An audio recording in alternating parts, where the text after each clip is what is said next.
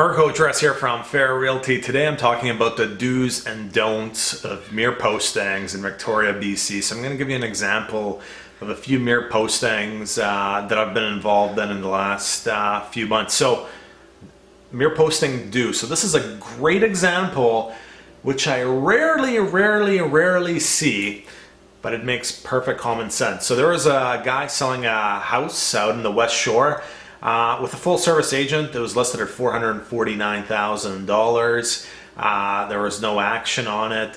So what that gentleman decided to do is, after the listing expired, he switched over to mere posting. Because there was no action at the house at $449,000, he switched over to mere posting. He was saving about $9,000 in commission. He dropped the price down to $434,900. So he dropped the price $15,000. Guess what? The house sold for full asking price. And why did the house sell? It's certainly not because the mere posting it's so great. It's because the price came down. The first reason the house wasn't moving at the $449,000 was price. It wasn't anything to do with full service or mere posting. So smart move on the part of this guy. I rarely see it. Very few people have that type of common sense. I was involved in another mere posting. I'm not going to mention the price or anything, just not to disclose what property it is. But I listed a mere posting.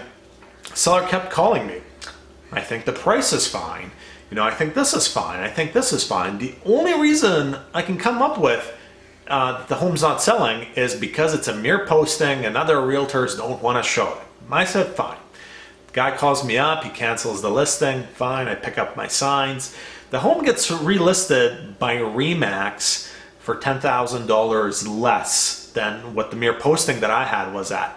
Guess what? Still hasn't sold.